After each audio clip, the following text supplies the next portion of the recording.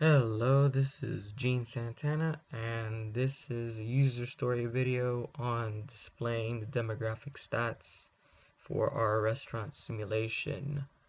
I'm gonna briefly go over how this was set up and how we can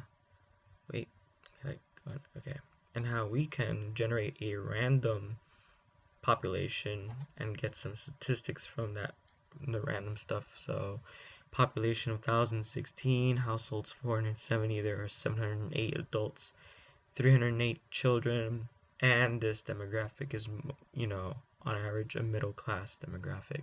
So how did this happen? Well, I'm pretty sure if you've seen Daniel's video on creating the demographic, he made this script right here, the demographic class right here.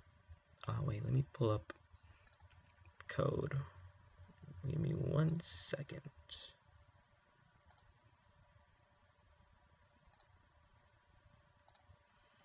Have to play around with OBS right quick.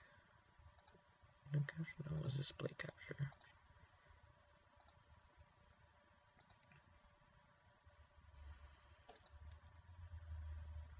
Alright, wait. Alright, so you can see a small little corner right here. This is what I got here. Wait, no, this right here. So here, Daniel already explained household class representing each household, and he also probably went over, the nitty-gritty details of how this class works. What I did was I set up some public text objects that are going to come into play in the UI later. And I set up some display methods. So display population, display household, display adults, display children, and display income. Pretty much I just used the methods Daniel created, the accessors for getting these, statistics, and I set them as the text for each of the labels for like population, household, adults, children, etc.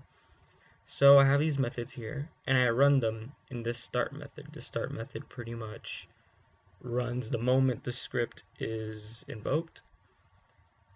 It displays the population, displays the household, all this stuff right after this population is generated.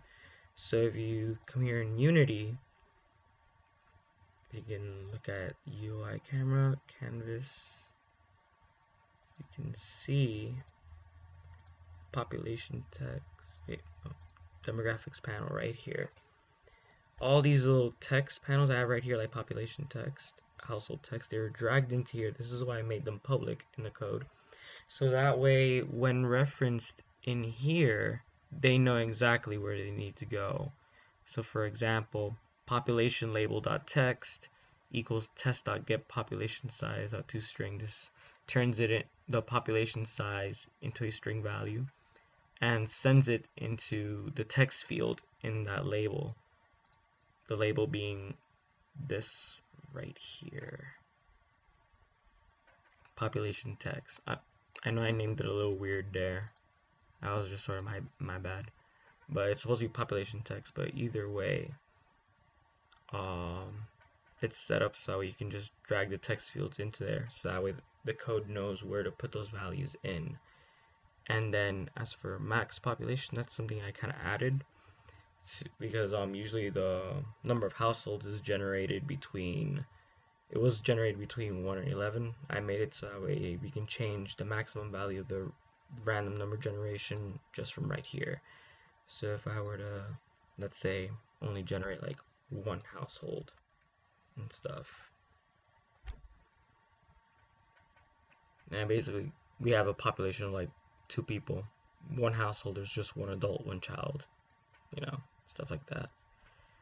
So in terms of display demographics, this is pretty much what I got. And thank you very much.